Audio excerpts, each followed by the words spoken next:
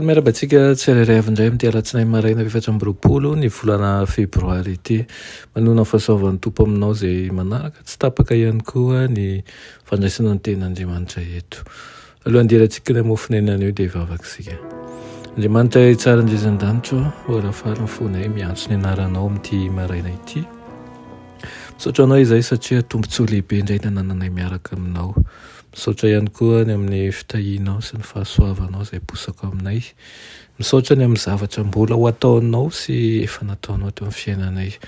Ary mangataka aminao izay toy ny mba mialanao ny elokay sy ny fahadisoanay rehetra. Fangio izay tompo ary meo ny hery rehetra avy aminao. Tonona sy angatahana amin'ny anaran'i Jesosy. Amen. Lohatenin'ny mofonenantsika androany dia manao hoe tonga lafatra ny lalàna.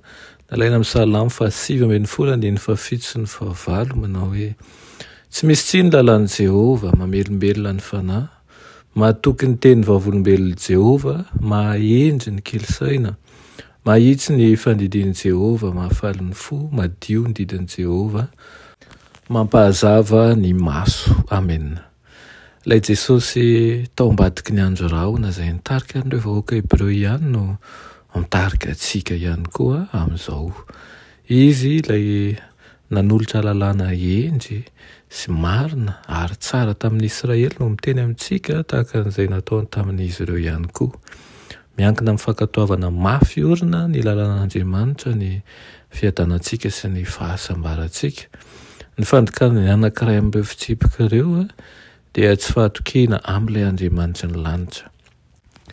Manan-danja ho amin'ny fahasambarantsika sy ny fahasambaran'ireo rehetra mifandray amintsika ny fitandremana ny tsipirian'ny tsirairay amin'ny lalàna. Be fiadanana izay tian'ny lalànao ary tsy misy mahatafitohina azy hoy ny Salamo. Ny mpandika lalàna no tsy mahita fahatsarana eo amin'ny lalàn'Andriamanitra. Ho tsaraina amin'io lalàna io izao tontolo rehetra izao, mahatratra ny heritreritra sy ny fisainan'ny fo izany, ary takiny ny fahadiovan'ny fisainana sy ny faniriana ary ny fikasana miafina indrindra. Takiny ny itiavantsika an'Andriamanitra amin'ny fo manontolo ary ny itiavantsika ny namantsika tahaka ny tenantsika. Raha tsy eo ny fanehoanan'izany fitiavana izany dia ho fiatsaram-belantsify fotsiny ny fitompona ambony indrindra momba ny finoana. Takian'Andriamanitra ny fankatoavana ny lalàna avy amin'ny atofon'ny taranak'olombelona rehetra. Fahotana ny fifidianana kely foana amin'ny lalàna amin'ny fanaovana tsirambina na koa hoe ny fandokana an'izany tena an-tsitrapo, ary ny fahotana tsirairay dia mahatonga ny mpanota hiatrika ny fahatezeran'Andriamanitra. Ankahalan'ny famefena ataon'ny lalàn'Andriamanitra ny fotsy voaova ka hanao an'izay handosirana an'ireo fitakiana masina. Miankina amin'ny fahatakarana araka ny tokony ho izy ny lalàn'Andriamanitra sy ny faharesen-dahatra momba ny fahamasinan'izany ary ny fankatoavana ny fitakiana ny mandrakizay tsika. Tsy maintsy resy lahatra ny amin'ny fahotany aloha ny lehilahy sy ny vehivavy vao hahatsapa ny filany an'i Kristy.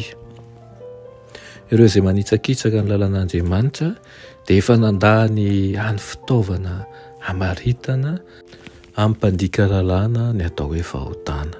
Manao ny asan'ilay mpamitaka lehibe izy ireo ary miandany aminy ary tsy mahatsapa indrindra ny fitiavan'Andriamanitra azy.